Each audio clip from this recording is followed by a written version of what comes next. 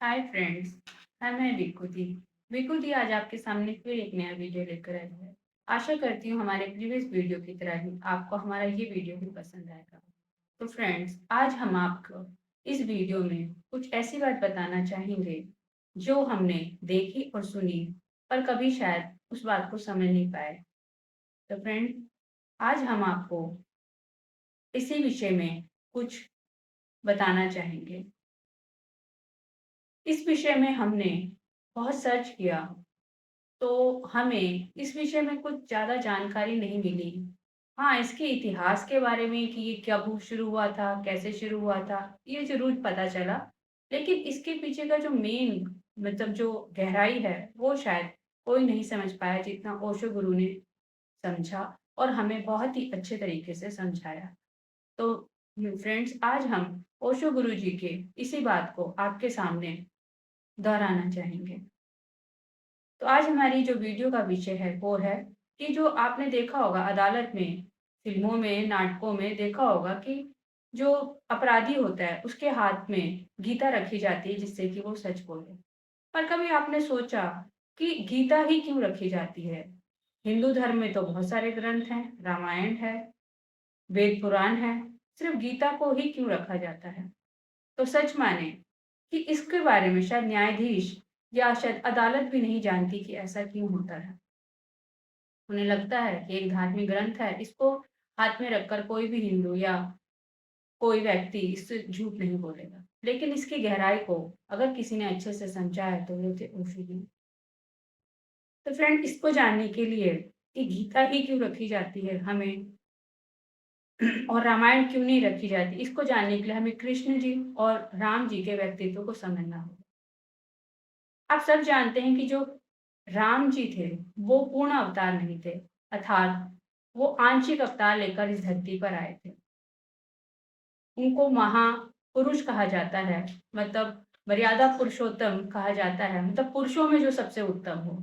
इसके विपरीत जो कृष्ण भगवान हैं, अगर धरती पर भगवान खुद साक्षात पैदा हो जाएँ, तो लगभग श्री कृष्ण जैसे ही होंगे। अर्थात भगवान कृष्ण जो हैं, वो पूर्ण अवतार हैं। राम जी जो हैं, वो वन डायमेंशनल है, मतलब वन आयामी है। आप किसी एक इंसान एक वर्ग के इंसान को ज़्यादा अच्छे से छू पाते हैं जो वन डायमेंशनल है। जो उन तरह के होंगे, वो उन्हीं वर्ग के लोगों को ज़्यादा अच्छे से छू पाएँगे। इसके विपरीत कृष्ण भगवान जो हैं, वो मल्टी डायमेंशनल हैं। वो एक नटखट बालक हैं, एक अच्छे प्रेमी हैं, वो एक अच्छे गुरु हैं, वो एक अच्छे मित्र हैं, वो एक अच्छे भाई हैं। इस तरह से उनके इतने मल्टी डायमेंशनल है कि उन्होंने हर वर्ग को छुआ। आपने देखा होगा कि कोई भी वर्ग ऐसा नहीं छूटा उनसे कि जिन्होंने उनसे प्रेम नहीं किया होगा।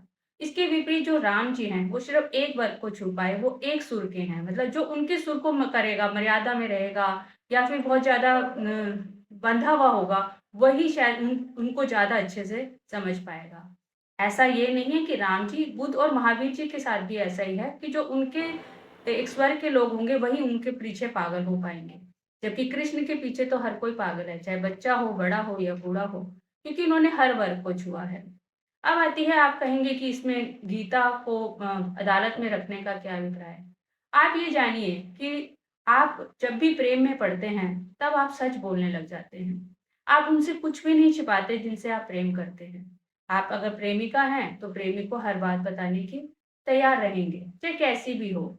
और प्रेमी अगर होगा, तो वो भी प्रेमिका प्रेमिका को हर कुछ बताना चाहेगा प्रेम में बंद कर। अब आप जिससे प्रेम करते हैं, उसके आगे आप सच बोल ही लेते हैं। हाँ, ये अलग बात है, कई बार लोग तो मंदिर में बैठकर भी झूठ बोल लेते हैं। लेकिन ज़्यादातर तो प्रेम में बनकर ही आप अपनी सच्चाई को दूसरे के सामने ला पाते हैं। तो जब आपने कृष्ण से प्रेम किया, तो यही कारण है कि आप उसके प्रेम में बनकर ही सत्य को बोल पाएँगे।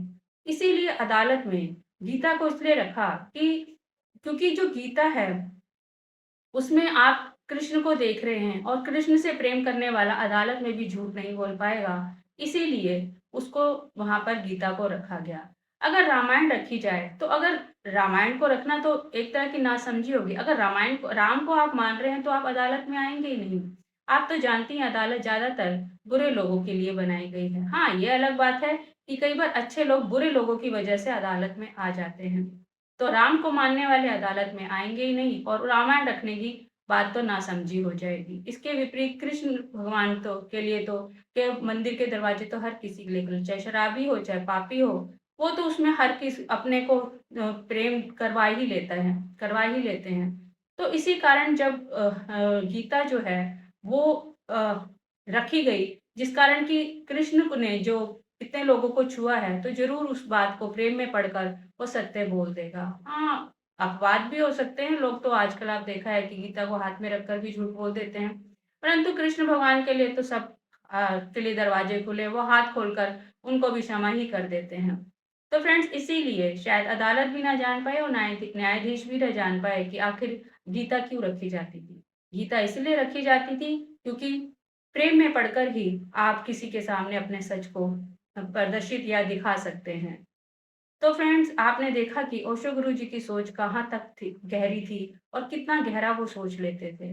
तो फ्रेंड्स आपको अगर हमारी ये बात सही लगी या ओशो गुरु जी द्वारा जो ये बातें कही आपको सही लगे तो प्लीज़ आप मेरे वीडियो को लाइक कीजिए, कमेंट कीजिए, शेयर कीजिए। ऐसे ही कुछ वीडियो के साथ फिर भी खुद ही आपके सामने आएगी और ऐसे ही कुछ सवालों के जवाब हम मिलकर ढूँढने की कोशिश